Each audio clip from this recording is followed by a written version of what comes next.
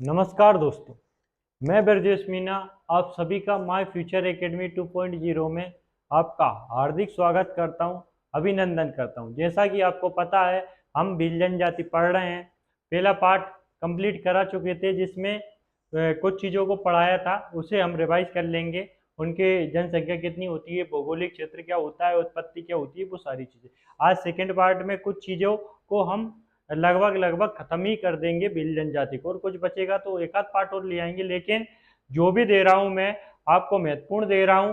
आप किसी भी यूट्यूब चैनल पर देख लें, बुकों को पढ़कर देख लें, वहां आपको जो भी मिलेगा उससे यहाँ बेस्ट देने की कोशिश कर रहा हूँ। बाकी आपको और भी बहुत कुछ दे सकता हूँ, देने को तो बहुत सारी फैक्ट और भी मार्केट में उपलब्ध है, लेकिन वो किसी काम के नहीं है, कभी भी पेपर में नहीं आएंगे। और उनके चक्कर में, उन ज़्यादा पढ़ने के चक्कर में जो मेन इंपॉर्टेंट फैक्ट होते हैं वो दिमाग से स्किप हो जाते हैं। ये हमेशा ध्यान रखना। तो दिमाग में ज़्यादा कचरा ना रखें, दिमाग को शुद्ध रखें, ताकि केवल आपके दिमाग में इंपॉर्टेंट फैक्ट हो, ताकि आपके दिमाग में किसी प्रकार का कंफ्यूजन ना हो, और आप जब एग्जाम हॉल में बैठे तो आसानी से सटीक आंसर टिक कर सके। यही इस क्लास का उद्देश्य है। तो आपको मैं केवल और केवल मलाई दे रहा हूँ भैया, मलाई दे रहा हूँ, उसे घोलकर पी लो या खा लो। तो आज की क्लास है भील जनजाति की, सेकेंड क्लास है, जैसा कि आपको पता है। आगे बढ़ते हैं, श्री गणेश जी का नाम लेकर आज की क्लास स्टार्ट करते हैं। तो आज की क्लास स्टार्ट करने से पहले थोड़ा कल का रिवाइज कर लेते हैं कि कल क्या क्या पढ़ा था। तो कल जो पढ़ा था उसके बारे में थोड़ा बहुत जान लेते हैं, है ना। तो भैया कल जनसंख्या पढ़ी थी हमने। जनसंख्या दो दो टाइप से पढ़ी थी भील जनजाति की जनसंख्या। एक 2011 की जनगणना, 2011 की जनगणना के आधार पर 2011 की जनगणना के आधार पर हमने पढ़ा था 47 लाख के समथिंग इनकी जनसंख्या है, और 37.7% आता है। वहीं बात करें हिंदी ग्रंथ एकेडमी के आधार पर, तो हिंदी ग्रंथ एकेडमी के आधार पर बात करें तो इनकी जनसंख्या मानी गई है वहां पर 59 लाख के समथिंग, और इसकी 39 कुछ परसेंट के आधार पर इनकी जनसंख्या मानी गई है। इसके अलावा हम इनका परिवार की बात करें, आप सभी को पता है जो इनका परिवार है प्रोटो ऑस्ट्रेलाइड परिवार होता है। कौन सा परिवार होता है? प्रोटो ऑस्ट्रेलाइड, ऑस्ट्रेलोयड, प्रोटो ऑस्ट्रेलोयड इनका जो परिवार वो होता है। उत्पत्ति हमने देखा था, इनकी एक उत्पत्ति संस्कृत भाषा के बिल शब्द से हुई है, जिसका अर्थ बिल होता है, और यहाँ पे तमिल भाषा के बिल शब्द से हुई है, जिसका अर्थ भी बिल होता है, और जिसका मतलब धनुष होता है। मतलब भील जनजाति धनुष विद्या में निपुण होती है। तो वैदिक काल में आपको दो जगह मिलता है, एक तो निषाद राज के रूप में, निषाद राज के रूप में मिलता है रामायण में उल्लेख, और एक माँ सबरी के रूप में आपको भील जनजाति का मिलता है। और महाभारत में एकलव्य, जिन्होंने अपना अंगूठा दान दे दिया गया था, वहां पर आपको इनकी जानकारी मिलती है। इसके अलावा हमने पढ़ा था भौगोलिक वितरण। आप सभी को पता है कि जो जनजातीय जनसंख्या है मुख्यतः मध्य प्रदेश के किस भाग में पाई जाती है? ये मध्य प्रदेश मान लो आप, ये मध्य प्रदेश है आपका, ये भैया ये मध्य प्रदेश है आपका। तो इस वाले भाग में मुख्यतः इस वाले भाग में कौन सी जनसंख्या पाई जाती है? ये पश्चिमी भाग हो गया मध्य प्रदेश का। कौन सा? पश्चिमी भाग, और जिसमें पाई जाती है मुख्यतः भील जनजाति पाई जाती है मालवा वाले क्षेत्र में। ये मालवा क्षेत्र है पूरा। कौन सा क्षेत्र है? मालवा वाले क्षेत्र में यह पाई जाती है। ये राजस्थान आ गया, ये गुजरात हो गया, ये आपका महाराष्ट्र हो गया, और इसी से मिलकर आपकी भीली भाषा है, तीन ही राज्यों से मिलकर इनकी भाषा है। इसके अलावा उपजाति देखी थी हमने B3RP, B3RP। तो B3RP का मतलब मैंने बताया था बिलाला, बरेला, बेगास, रतियास और पटलिया। तो इससे हो जाएगा बिलाला, बरेला, बेगास, और आर से हो जाएगा आपका, आर से रतियास, और पी से हो जाएगा पटलिया। ये मैं पढ़ा चुका हूँ वहां पे कल की क्लास में, पटलिया। ये इसकी उपजाति हो ही जाएगी। इसके अलावा तीन ये तड़वी भील के बारे में जाना था हमने कि इन्होंने क्या किया था, औरंगजेब के समय इस्लाम धर्म स्वीकार कर लिया था। औरंगजेब के समय इस्लाम धर्म स्वीकार कर लिया था। क्या कर लिया था? इस्लाम धर्म को स्वीकार कर लिया था। उमड़ी भील इनकी स्थिति सबसे दयनीय मानी जाती है, मतलब बहुत निर्धन माने जाते। तीन भीलों के बारे में और पढ़ा था, उज्ज्वला भील, कोटरा भील और रतनमाल बिल, उज्ज्वला बिल ऐसे बिल जो पूर्ण बिल कहलाते हैं, और कोटरा बिल जो अर्ध बिल कहलाते हैं, और रतनमाल बिल, रतनमाल बिलों के बारे में कहा जाता है कि ये पिछली 7 पीढ़ियों से एक साथ रह रहे हैं। कितनी पीढ़ियों से? 7 पीढ़ियों से भैया। आजकल एक पीढ़ियों के साथ नहीं रह जा सकता, ये 7 पीढ़ियों से साथ रह रहे हैं ऐसा माना जाता है। बाकी हमने देखा था कि इनका व्यवसायिक आधार पर या सामाजिक आधार पर संगठन देखा था। तो व्यवसायिक आधार पर ये देखा था कि गमेत, गमेत जो होता है वो होता है गांव का जो जो गांव का पालका प्रमुख होता है या मुखिया होता है, जो वर्तमान में सरपंच, ये मुखिया होता है ना, ये मुखिया होता है। जो वर्तमान में सरपंच टाइप का जो आदमी होता है वो ये होता है गमेती। और पटेल, पटेल क्या होता है? ये प्रशासनिक हेड होता है, प्रशासनिक हेड। जो गांव में सचिव होता है वो प्रशासनिक हेड गमेती होता है। और तड़बी क्या होता है? तड़बी इन दोनों का असिस्टेंट होता है। क्या? इन दोनों का असिस्टेंट होता है। इसके अलावा हमने पढ़ा था गांव में डाला भी पढ़ा था, जो वायोप्रद व्यक्ति होता है ना। इसके अलावा मामा प्रिय संबोधन होता है। समाज पढ़ा था हमने, प्रतिष्ठात्मक समाज होता है जिसमें संयुक्त परिवार प्रथा चलती है। इसके अलावा हमने मकानों को क्यों बोला था? कु, है ना। और मकानों के अलावा जो बस्ती होती है उसे फाल्या बोला था, फाल्या। और पूरे गांव को क्या बोला था हमने? गांव को बोला था पाल। और पाल का प्रधान कौन होता है? गमेती, गमेती पाल का प्रधान होता है। तो इतनी सारी जानकारी हम पहले पढ़ चुके हैं, ये कल का रिवाइज था। लेकिन आज की क्लास स्टार्ट करते हैं।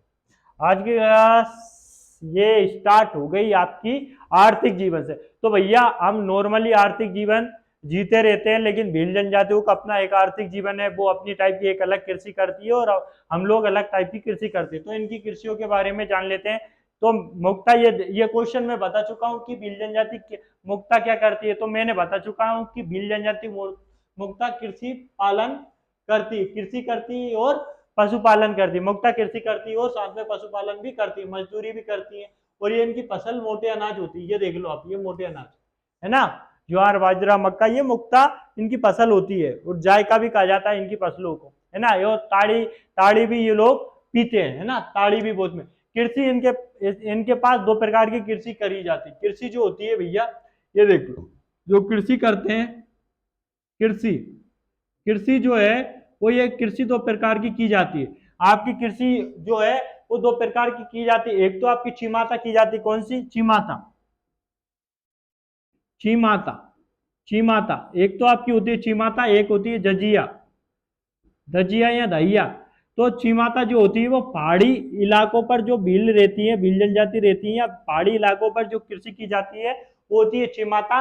दजिया जो मैदानी भागों में की जाती है, मैदानी भागों में, जो मैदानी इलाकों में की जाती है वो दजिया होती है ना। तो ये आप देख सकते हो, जो छिमाता कृषि, ये इस टाइप की कृषि की जाती है पहाड़ी इलाकों पर, ये इस टाइप की कृषि करते हैं। और भाई ये दजिया जो मैदानी क्षेत्रों पर की जाती है वो इस टाइप की कृषि आपके सामने देखने को आपको मिल सकती है। तो आप इतना समझ में आ गया होगा। आगे बढ़ते हैं, आगे बढ़ते हैं। रीति रिवाज और मान्यताएं क्या क्या है उनके बारे में जान लेते हैं। इनकी रीति रिवाज और मान्यताओं के बारे में जान लेते हैं। इनकी रीति रिवाज और मान्यताएं कौन कौन सी है उनके बारे में जान लेते हैं। तो सबसे पहले भैया, जो शिशु के जन्म को ये शुभ मानते हैं। और जो नाड़ा रहता है, नाड़ा, उसे दहलीज पर गाड़ दिया जाता है। शिशु के जन्म को शुभ मानते हो। नाड़ा जो माँ के गर्भाशय से जो ट्यूब नली जुड़ी हुई होती है उसकी टुंडी से, उसे काट कर, है ना, आपने देखा होगा वो ट्यूब साथ में आता है। जो बेटा, जब या बेटा बेटी जो शिशु गर्भ में होता है माँ के में, तो फिर जो माँ जो खान पान उसे मिलता है, पोषक मिलता है, उसी ट्यूब के माध्यम से मिलता रहता है। तो वो ट्यूब गाड़ कर कहाँ, उनकी दहलीज पर गाड़ दी जाती है। क्यों गाड़ दी जाती है भैया? ऐसा माना जाता है कि इससे क्या होगा, शिशु की रक्षा होगी। शिशु की रक्षा क्या होगी? शिशु की रक्षा होगी इससे, है ना। किससे रक्षा होगी? रोगों से, रोगों से और बीमारियों से। जो विभिन्न प्रकार की बीमारियां या रोग हो जाते हैं उनसे शिशु की रक्षा होगी, या बुरी नजर न लगेगी शिशु को, ऐसा माना जाता है। आगे बढ़ते, जो जैव डंपा प्रथा या डांपा प्रथा, ये जैव डंपा प्रथा है भैया। कौन सी प्रथा है? जैव डंपा या डाम प्रथा, है ना। ये डाम है भैया। ये यहाँ पे ऐसा लिखा हुआ है, मैं वहां पे बता दूं, ये डाम है। यहाँ पे ऐसे बोला जाता है, ये लिखा हुआ है जैव डंपा, जैव डंपा, जैव डंपा प्रथा। तो मैं बता दूं ऐसा लिखने का कारण भैया मोबाइल से पीपीटी बनाता हूँ। अब मोबाइल से पीपीटी बनाऊंगा तो जितना मोबाइल बोल पाता है, मेरी भावनाएं वो सामने वाला समझ पाता है, उतना वो लिख देता है। बाकी मैं बार बार बोलता रहता हूँ भैया जेब डंपा जेब डंपा, उसने नहीं सुना, उसने नहीं सुना भैया, मैंने हार मान के मैंने यही लिख दे भैया मैं सुधार दूंगा, है ना। तो ऐसा हो जाता है। बाकी क्योंकि पीपीटी बनाने वाला कोई नहीं है, संसाधनों का अभाव है मेरे पास, है ना। तो बाकी आपका सहयोग मिल जाए तो संसाधन भी आ जाएंगे, सब आ जाएंगे। सब्सक्राइब कर लो चैनल को, है ना। तो जेब डंपा यहाँ डाम करता है। ये क्या होती है कि 12 वर्ष की जो अवस्था होती है शिशु में, उसके क्या करते हैं, उस समय क्या करते हैं, जो भुजाएं होती है या उसकी कलाई होती है उस पर तीर का निशान लगा दिया जाता है। ये निशान लगाने का कारण ये है कि भैया उसे कि भुजा या कलाई पर ये तीर का निशान लगा दिया जाता है, ये ताकि ये निशान लगाने का कारण है कि उसे ब्याज नहीं, जो ब्याध होती है, जो जो बहुत सारी बीमारी होती हैं उनसे बचाया जा सकता है, रोगों से बचाया जा सकता है, उसलिए उसे लगा दिया जाता है। इस टाइप की थोड़ी ये मिलती जुलती प्रथा है। दूसरी होती है महत्वपूर्ण आपकी दापा प्रथा। कौन सी प्रथा होती है आपकी? दापा प्रथा। जो दापा प्रथा होती है वो भैया आपके सामने दापा प्रथा, ये देखो, ये होती है दापा प्रथा। दापा प्रथा आप सभी जानते हैं कि जो जनजातीय इलाकों में क्या चलता है, बधु मूल्य चलता है। बधु मूल्य इसलिए चलता है कि वहां पर जो वर पक्ष होता है वो वधु पक्ष को कुछ ना कुछ दहेज के रूप में राशि देता है। वो कहीं ना कहीं गलत है, क्योंकि दहेज किसी भी रूप में सही नहीं हो सकता। चाहे वर पक्ष को दो, अपने इधर वर पक्ष को दिया जाता है, उधर वधु पक्ष को दिया जाता है, तो दहेज कहीं ना कहीं गलत होता है। लेकिन जो वर पक्ष वधु पक्ष के इनमें दिया जाता है उसे उन्मूलन हेतु, ये वधु पक्ष को जो दिया जाता है उसे वर पक्ष की ओर से उसे उन्मूलन हेतु कौन सा अभियान चलाया गया था?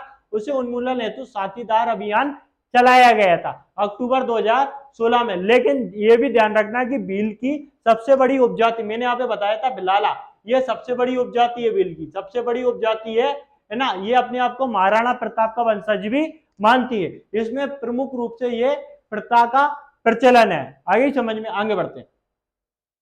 ये कट्टा प्रथा, ये कट्टा प्रथा जो भील जनजाति में मृत्यु भोज होता है, क्या होता है? कट्टा प्रथा। ये भी गलत लिखा हुआ है, यहाँ पे आधा आएगा टा, यहाँ पर मतलब ये इस टाइप से लिखा हुआ है कट्टा। ये कट्टा प्रथा भील जनजाति में जो मृत्यु भोज होता है उसे बोला जाता है कट्टा प्रथा। इसके अलावा आपकी शांता प्रथा, ये भी भैया मेरी भावना नहीं समझता यार, मैं क्या करूं भैया। ये शांता इस टाइप से लिखा हुआ है, ये शांता प्रथा जो नामकरण होती है, नामकरण की एक रस्म होती है, नामकरण संस्कार में इसके अंतर्गत आता है। जब शिशु को क्या करते हैं इस शांता प्रथा में, कि शिशु को 7वें दिन क्या होता है, उसे हल्दी लगाकर स्नान किया जाता है।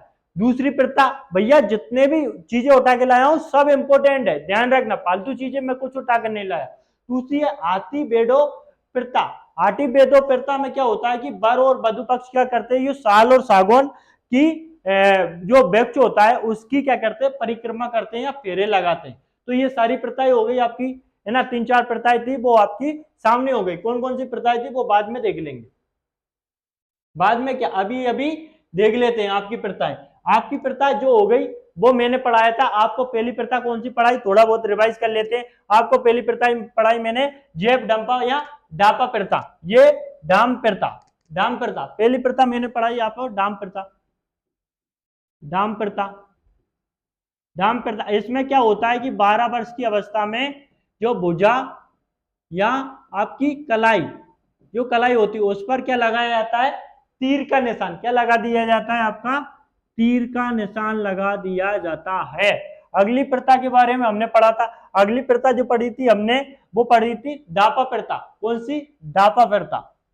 दूसरी जो प्रथा पढ़ी थी हमने वो थी आपकी दापा, दाफा, दापा प्रथा, ये आपकी दूसरी प्रथा है। दापा प्रथा में क्या होता है कि इसमें दहेज की ये प्रथा है जिसमें वधु मूल्य दिया जाता है। क्या दिया जाता है? वधु मूल्य, वधु मूल्य दिया जाता है आपका। क्या दिया जाता है?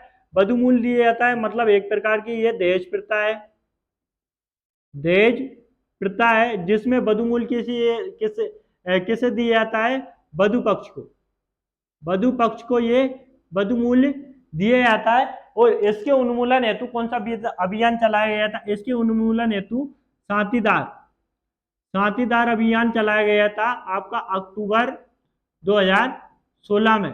अक्टूबर 2016 में साथीदार अभियान चलाया गया था। इसके अलावा हमने और भी प्रथाएं पढ़ी थी।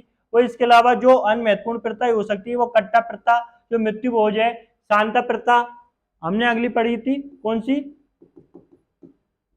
कट्टा प्रथा, कट्टा प्रथा।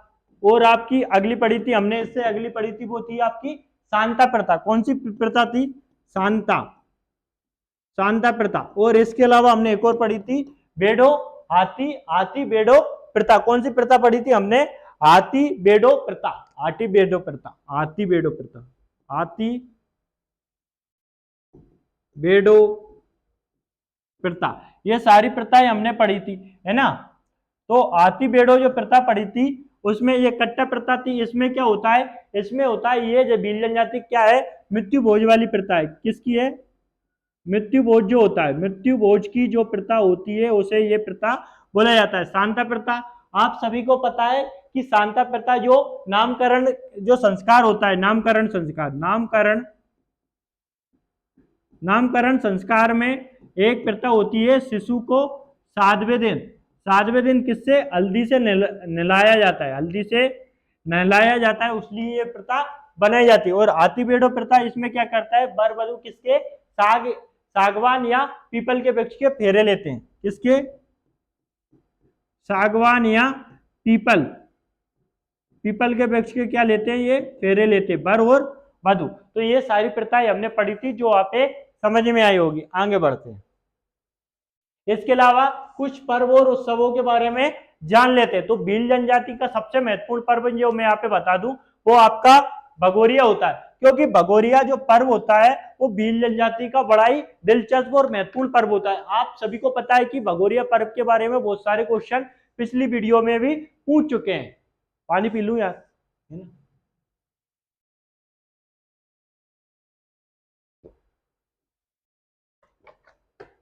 जो पिछले PYQ है, पिछले साल के बहुत सारे पेपर है, उन बहुत सारे पेपरों में भगोरिया पर्व के बारे में 100% पूछा जा चुका है। और आगे अब तो बहुत ज्यादा संभावनाएं हो जाती है कि भगोरिया पर्व के बारे में आपसे क्वेश्चन पूछा जाएगा। तो क्या होता है भगोरिया पर्व, तो भगोरिया पर्व भैया ऐसा समझ लो कि भगोरिया जो पर्व है वो भील जनजाति का एक तो प्रेरणा पर्व होता है, दूसरा विवाह का प्रतीक पर्व भी माना जाता है और प्रेम का प्रतीक पर्व भी इसे माना जाता है। ये कुल मिला के 7 दिन चलता है, होली के 7 दिन पूर्व प्रारंभ होता है। इसके अलावा इसमें क्या होता है, इसमें 3 पेज होते हैं, 3 पेज में ये मनाया जाता है।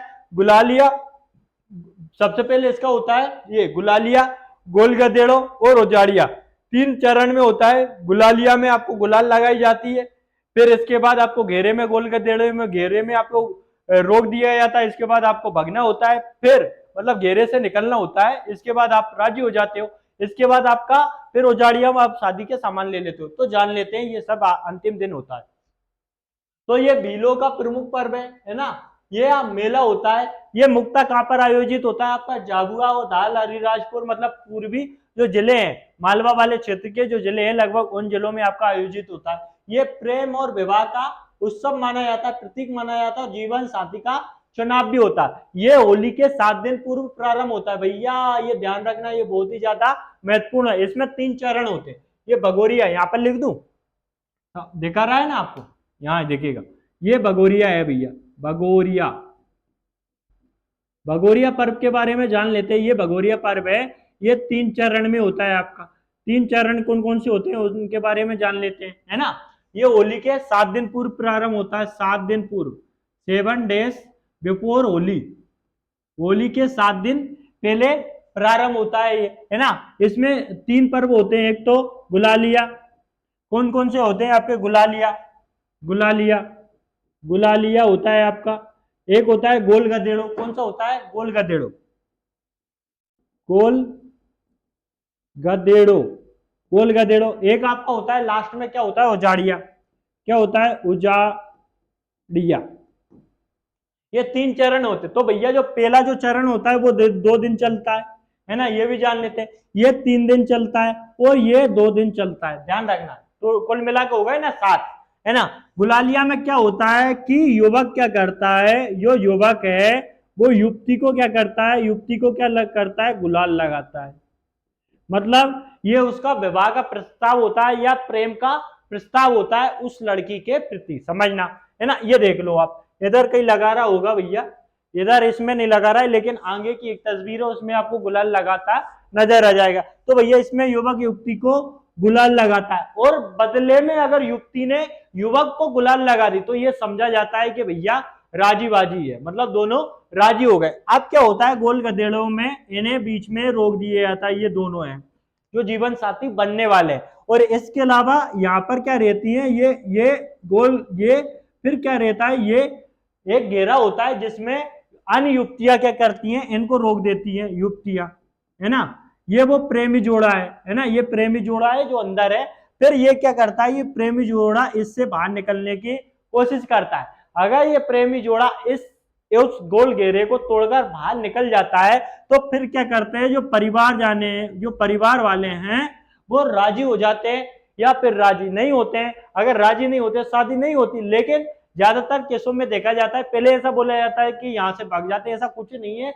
सिर्फ किताबों में लिखा हुआ है कि गोल गधेड़ों या भगोरिया से लोग भाग जाते हैं, ऐसा कुछ भी नहीं है। मैं आपको बता दूं कि यहाँ पर परिवार की सहमति जरूरी होती है। अगर ये दोनों इस गोल घेरे से, मतलब एक प्रक्रिया होता है, नियम होता है, उसका पालन के तहत फिर इनका विवाह हो जाता है। फिर ये घेरे से निकल जाते हैं तो परिवार वालों की सहमति ली जाती है और राजी हो जाते हैं। तो उजाड़िया में क्या होता है, फिर सामान खरीदा जाता है।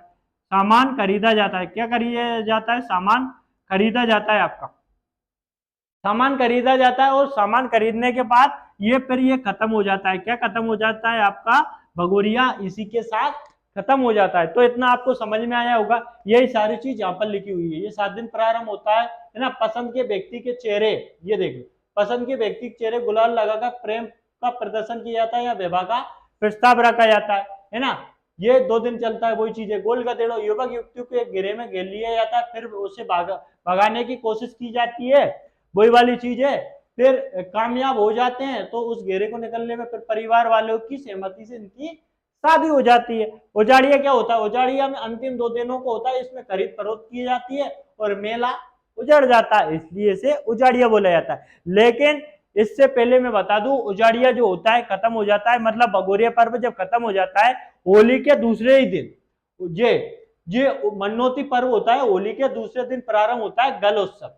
गल उत्सव प्रारंभ होता है, मतलब ऐसा कि जैसे मुझे मान लो मैंने कोई मनोती मांगी मेरी, है ना, मैंने इस भगोरिया में या इस गल उत्सव में मनोती मांगी कि भगवान नरसिंह भगवान मेरी मनोती, जैसे मेरी सरकारी नौकरी लग जाए और मैं या फिर मैं ये देश का प्रधानमंत्री बन जाऊं, ये मैंने मनोती मांग ली और मैं देश का प्रधानमंत्री बन गया भैया। तो देश का प्रधानमंत्री बन गया तो मैं अगली मनोती जब भी होगी, पहले तो भगोरिया के 7 दिन में, जहां जहां भगोरिया लगता है 7 दिन अलग अलग जिलों में, वहां पर घूमूंगा हल्दी लगाकर। इसके बाद फिर क्या होता है कि फिर मुझे यहाँ पर ऊपर यहाँ पर बांध दिया जाता है, यहाँ पर मैं बांध दिया जाऊंगा, है ना। और फिर मेरा कोई साथी इसे लेकर, ये रस्सी है ना, इसे लेकर घुमाएगा चारों तरफ। मैं ऊपर घूम रहा होऊंगा और वो रस्सी से घुमा रहा होगा, क्योंकि अब मेरी मनोती पूरी हो चुकी है। इसके बाद, है ना, और ये भगवान यहाँ कहीं भगवान की मूर्ति होती है, वो किसकी होती है, नरसिंह भगवान की मूर्ति,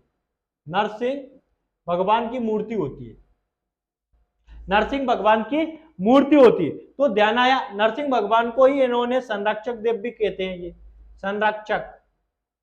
संरक्षक देव है। तो आई होप आप समझ में आया होगा कि जिसकी मनोती पूरी हो जाती है उसे तो यह बैठाया जाता है, मतलब आड़ा लेटा दिया जाता है और रस्सी से बांध दिया जाता है, और फिर उसका कोई साथी इसको घुमाते हैं। और भी लोग लगे रहते हैं, लेकिन इस पे और कोई साथी घूमते हैं, है ना। मनोती वाला, जिसकी मनोती पूरी हो जाती है, वो यहाँ पर लेटा हुआ घूमता है। यही होता है गल उत्सव, जो होली के दूसरे दिन प्रारंभ होता है। इसमें भगवान नरसिंह का जो मंदिर होता है उसके ऊपर घुमाया जाता है ना, इन्हें संरक्षक देव भी कहा जाता है। आई होप इतना समझ में आ गया होगा आप, है ना। आगे बढ़ते हैं, अगला आपका है तिवारिया हाट। तो भैया जो ती ही बारिया जो हाट है, ये तिवारिया सही नहीं लिखा हुआ है, मैं यहाँ पे सही लिख दूं पहले तो, है ना। ये इस टाइप से लिखा होगा, ये आपका देख लो, ये ती हाँ ओ बारिया, तिवारिया, ये तिवारिया हाट होती है, वो लिखा होता है ना। तो हाँ नहीं लिखा हुआ है यहाँ पर, ये हाँ, हाँ जो लिखा होगा तो सही हो। त्योहार हाट में क्या होता है कि इसमें ये भगोरिया पर्व के 7 दिन पहले आयोजित होने वाला ये मेला होता है। जो भगोरिया पर्व होता है उसके 7 दिन पहले, जो भगोरिया पर्व होता है उसके 7 दिन पहले, ये 7 नहीं है भैया, ये 7 दिन है। मैं बोल तो रहा हूँ यार, मोबाइल से बोल के लिखता हूँ, किसी कुछ का कुछ लिखा जाता है तो मेंशन मत करना, सुधार लेना। तो 7 दिन पहले आयोजित होने वाला मेला है ना, तो ध्यान रखना ये एक प्रकार का मेला होता है जो भगोरिया पर्व के 7 दिन पहले मनाया जाता है। इसके अलावा बेणेश्वर मेला, ये बहुत ज्यादा महत्वपूर्ण है भैया, रट लेना, बिल्कुल इंपोर्टेंट है, बहुत ज्यादा इंपोर्टेंट है। जैसे भीलों का कुंभ कहा जाता है, ये देख सकते हो, ये बेणेश्वर मेला की इमेज है, ये आप देख सकते हो यहाँ पर बेणेश्वर मेला की इमेज है। ये 3 नदियों का संगम होता है यहाँ पर। ये राजस्थान के कहां पर होता है, ये राजस्थान के डूंगरपुर जिले में बेणेश्वर त्रिवेणी संगम पर सोम, जाकम और माई नदी के, मतलब ये 3 नदियां होती है यहाँ पर। ये राजस्थान है भैया। ये कहां पर मनाया जा रहा है जो बेणेश्वर मेला है, राजस्थान के डूंगरपुर में, डूंगरपुर में इस मेले का आयोजन होता है। और त्रिवेणी त्रिवेणी त्रिवेणी संगम पर इसका वो होता है, 3 नदियां को संगम हुए हैं यहाँ पर। यहाँ पर 3 नदियां हैं भैया, वो कौन कौन सी नदियां हैं, 3 नदियों के बारे में जान लेते हैं। तो माई माई सोम सोम माई और जाकम, इन 3 नदियों के संगम पर यह मेला होता है। इस मेले को भैया ध्यान रखना भीलों का कुंभ कहा जाता है, तो ये बहुत ज्यादा इंपॉर्टेंट हो जाता है। ये 3 नदी आप देख सकते हो, ये एक नदी हो गई, ये दूसरी नदी हो गई और ये तीसरी नदी हो गई। तो 3 नदियां यहाँ पर होती है, कुल मिलाकर ये 3 नदियां यहाँ पर आपको दिखाई दे रही होगी। तो 3 नदियों के संगम पर जो मेला लगता है वो भीलों का कुंभ कहा जाता है। लेकिन ध्यान रखना ये मध्य प्रदेश में नहीं लगता, डूंगरपुर जिले में राजस्थान में लगता है। बेणेश्वर मेला भी कहा जाता है क्योंकि त्रिवेणी ये संगम है ना। इसके अलावा तीन तीन उत्सव और याद कर लेते हैं, ये महत्वपूर्ण उत्सव है इसलिए बता रहा हूं, है ना। इसके अलावा इंदल उत्सव, टोड़ी उत्सव और दिवासा, ये दिवासा है भैया। 3 उत्सव जो इंद्र भगवान से संबंधित है। कौन कौन से? इंदल, आपके कौन कौन से होगा, इंदल यहीं पे याद कर लो, इंदल, दिवासा दिवासा और टोड़ी, ये आपका टोड़ी टोड़ी, ये 3 उत्सव है। जो तीनों उत्सव है वो इंद्र भगवान से संबंधित है। किससे? इंद्र भगवान से संबंधित है। इनमें कहीं ना कहीं इंद्र भगवान की पूजा की जाती है। तो भैया किसमें क्या की जाती है? जो इंद्र उत्सव होता है ये कार्तिक मास में मनाया जाता है, इसमें इंद्र भगवान की पूजा की जाती है। जो टोड़ी उत्सव होता है जो वर्षा के लिए किया जाता है, जो टोड़ी उत्सव होता है वो वर्षा के लिए किया जाता है। किसके लिए? वर्षा के लिए। टोड़ी उत्सव ये वर्षा के लिए आपका उत्सव जो मनाया जाने वाला उत्सव है वो वर्षा के लिए टोड़ी उत्सव है ना। ये टोड़ी उत्सव जो हो गया वो वर्षा के लिए। और दिवासा ये श्रवण मास में पूजा की जाती है। और मैंने लिखा भी हुआ है कि ये तीनों उत्सव जो है वो इंद्र भगवान से संबंधित है। तो आपसे सिर्फ और सिर्फ इतना क्वेश्चन पूछा जाएगा, इनमें से कौन सा उत्सव वो इंद्र भगवान से संबंधित नहीं है। तो इंदल, टोड़ी और दिवासा, इंदल, टोड़ी, दिवासा, इंदल, टोड़ी, दिवासा, इंदल गया, टोड़ी, मनाई, दिवासा, मनाया दिवस, इंदल गया, टोड़ी, वहां पर मनाया दिवस। ये ट्रिक हो गई भैया, है ना। इंदर गया कहां? टोड़ी, घूमने गया, वहां पर क्या मनाया? दिवस, या उसका बीत गया दिन। तो ये हो गई ट्रिक जो किससे संबंधित है? इंद्र भगवान से संबंधित है। आप रखना है 3 उत्सव, ध्यान रखना। इसके अलावा आपका नवई उत्सव, नंबई, ये नंबई है भैया। नंबई उत्सव में जो नई फसल होती है उसकी पूजा की जाती है भीलों में, है ना। तो ये फसल देवी देवताओं की अर्पित की जाती है नंबई में। नंबई ये इस टाइप से है, नंबई, नंबई उत्सव, है ना। और यात्रा, यात्रा आप सभी जानते हो कि यात्रा में ये नबी वर्ष के एक दिन पहले मनाया जाता है। जो नबी मेला होता है, ये नबई जो मेला होता है उससे एक दिन पहले कौन सा मनाया जाता है? आपका यात्रा बनाया जाता है। नंबई जो वर्ष होता है ये नंबई है भैया। ये यार लिखने में गलती हो जाती है, मैं क्या करूं। नंबई, ये नंबई जो होता है उससे एक दिन पहले जो मनाया जाता है वो कौन सा हो गया? आपका यात्रा हो गया। आपका अगला है नबनी, नबनी, ये नबनी नहीं है भैया, ये नबनी है। इसमें कुल देवी की उपासना की जाती है ना। किसकी? कुल देवी की उपासना। क्या की जाती है? कुल देवी की उपासना की जाती है। ये नबड़ी ना है, नबड़ी। इसके अलावा जो पशुधन की कामना हेतु जो उत्सव मनाया जाता है, जो पशुधन की कामना हेतु जो उत्सव मनाया जाता है वो आपका होता है ढोहा। कौन सा होता है? ढोहा, वो ढोहा होता है। ये उत्सव भैया अलग है, ये अलग है। कौन सा? ये ढोहा है। ढोहा ये पशुधन की कामना हेतु ये खेड़ा देवी की पूजा की जाती है इसमें ढोहा उत्सव में। तो आप सभी को पता है, थोड़ा बहुत कंफ्यूज होगा हुए होंगे तो वो सारे उत्सव हम अलग से देख लेंगे, है ना। ये विवाह आ गए है ना। एक बार उत्सवों का आपके सामने रिवाइज कर ले ताकि यहाँ पे समझ में आ जाए, है ना। तो यहाँ पे ही कर लेते हैं, है ना। ये देख लो आप, है ना। सबसे पहले तिवारा उत्सव, ये आपका भगोरिया के साथ 7 दिन पहले मनाया जाता है। कौन सा उत्सव आप सबसे पहले देख लेते हैं? तिवारा या बारिया, तिवारिया, ये भगोरिया के, भगोरिया जो होता है भगोरिया के 7 दिन पूर्व मनाया जाता है। 7 दिन पूर्व जो उत्सव मनाया जाता है, 7 दिन पहले जो उत्सव आयोजित हो जाता है वो तिवारिया होता है। इसके अलावा आपका होता है कौन सा? ये बेणेश्वर मेला, बेणेश्वर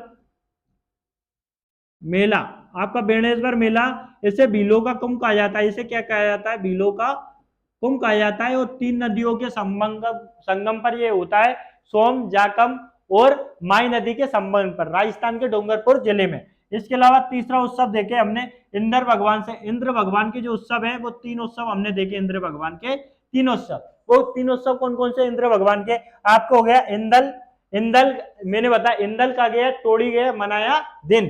तो इंदल, इंदल, इंदल हो गया आपका, तोड़ी हो गया, तोड़ी हो गया आपका, तोड़ी हो गया, और दिवासा हो गया, है ना। दिवासा हो गया। तोड़ी में वर्षा हेतु इनकी पूजा की जाती है, बाकी अलग अलग में इंद्र भगवान की पूजा की जाती है। आपसे इतना ही क्वेश्चन पूछा जाएगा कि इंद्र भगवान की पूजा किन किन उत्सवों में की जाती है। तो चौथा उत्सव हमने देखा। इसके अलावा नब्बई, नब्बई जो उत्सव होता है वो नई फसल के लिए होता है। नब्बई, नब्बई जो उत्सव होता है वो नई फसल के लिए जो उत्सव मनाया जाता है, नई फसल के लिए जो उत्सव मनाया जाता है वो नब्बई होता है ना। इसके अलावा हमने 5वां उत्सव देखा, है ना, जात्रा। ये नब्बई से पहले मनाया जाता है, जात्रा। जात्रा नब्बई से एक दिन जो पहले उत्सव मनाया जाता है। कौन सा? एक दिन पहले, नब्बई से लेके नब्बई के एक दिन पहले, एक दिन पहले जात्रा, एक दिन पहले, एक दिन पहले। किससे? नब्बई उत्सव से एक दिन पहले जो उत्सव मनाया जाता है वो होता है जात्रा। इसके बाद हमने देखा 6वें नंबर पर हमने देखा नबड़ी, नबड़ी, नबड़ी उत्सव, नबड़ी उत्सव, नबड़ी उत्सव देखा। नबड़ी उत्सव क्या होता है? नबड़ी उत्सव आप सभी जानते हैं कि इसमें कुल देवी की उपासना होती है ना। और ये कहीं ना कहीं नबड़ी उत्सव क्या होता है? कुल देवी की उपासना की जाती है इसमें। नबड़ी उत्सव में किसकी? कुल देवी की उपासना, कुल देवी की उपासना नबड़ी उत्सव में की जाती है। और आपका अंत में एक उत्सव होता है ढोहा। वो कौन सा होता है?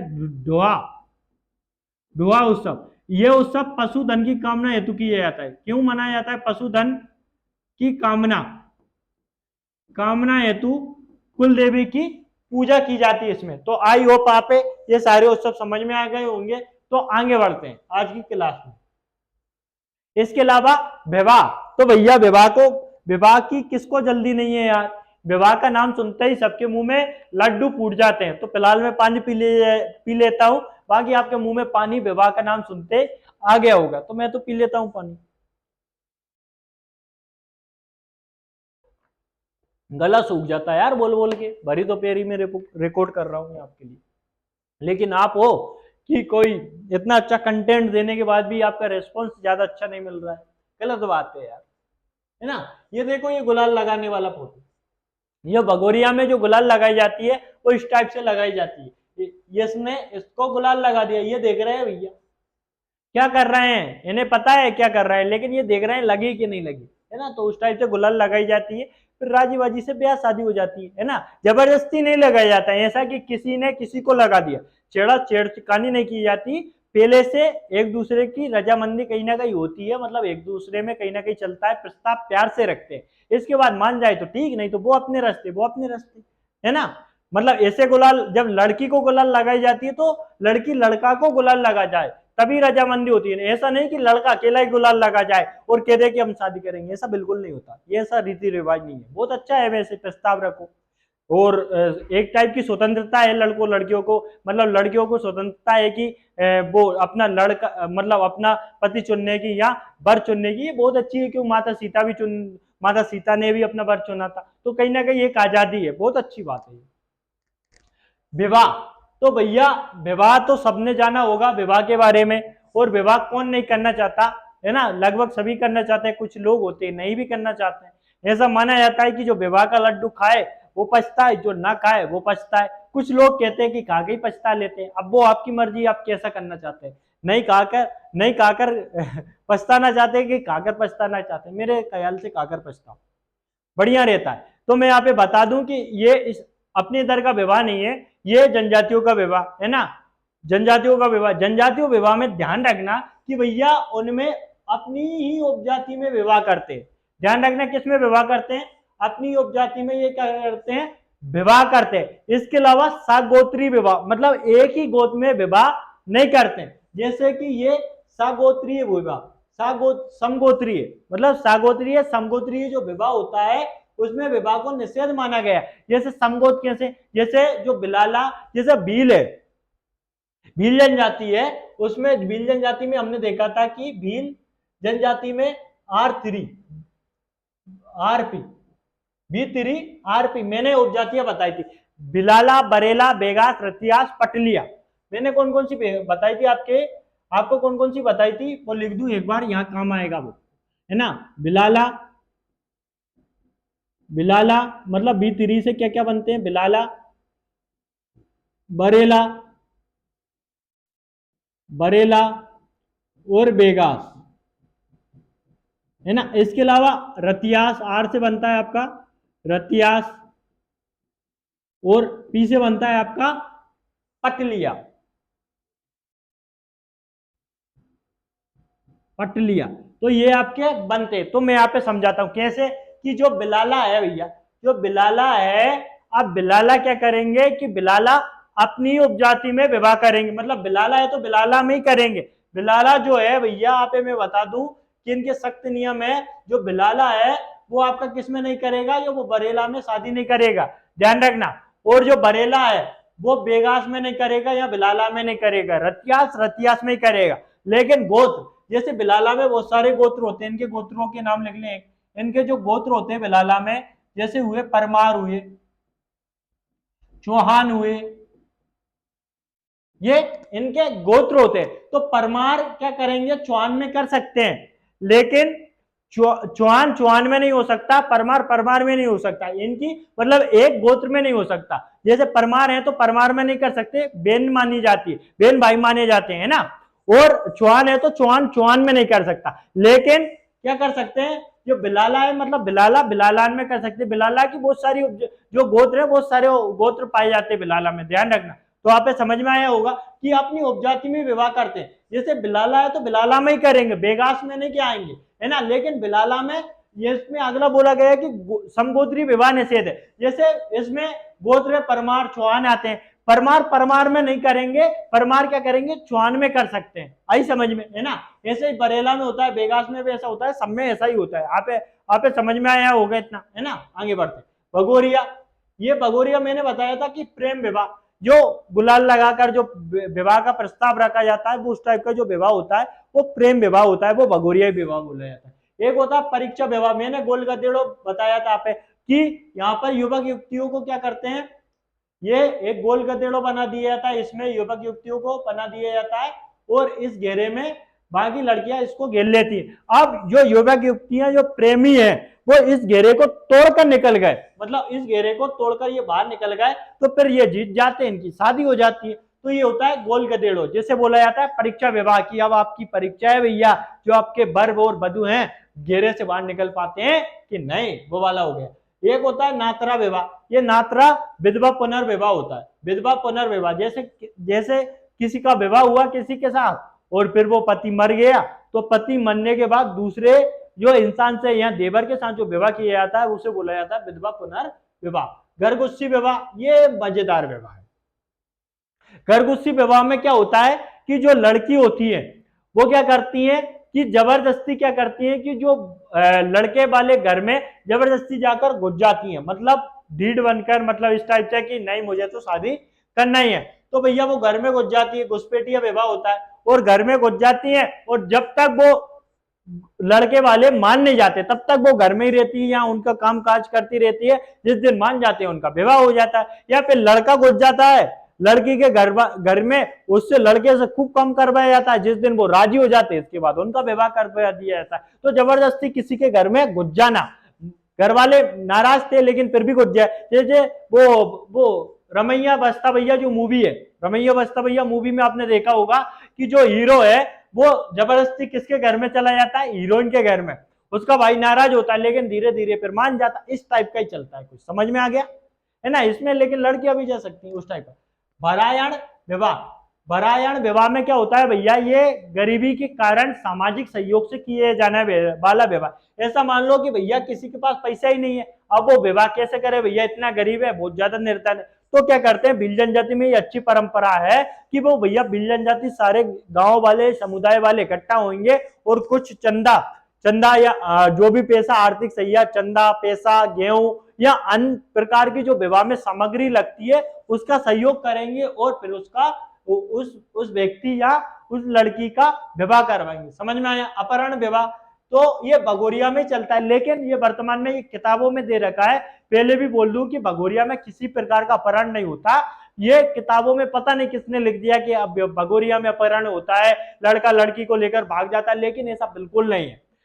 भील जनजाति बहुत ही प्यारी जनजाति है और उसमें अपना एक अलग कल्चर है, और आप अलग कल्चर को एक अलग दिशा में बताओगे, लोगों के सामने अलग प्रस्तुत करोगे तो कहीं ना कहीं गलत छवि है। तो भगोरिया या अपहरण विवाह भगोरिया में बिल्कुल नहीं होता, मैं यहाँ पे बता दूं, लेकिन ये एक चलन में तो मैंने यहाँ पे लिख दिया। लेकिन ऐसा बिल्कुल नहीं होता कि भगोरिया में लड़का लड़की बिल्कुल नहीं भागे जाते, वो परिवार की सहमति बहुत जरूरी होती, पता नहीं कहाँ से लिख दिया है ना। तो ये सारे विवाह हो गए।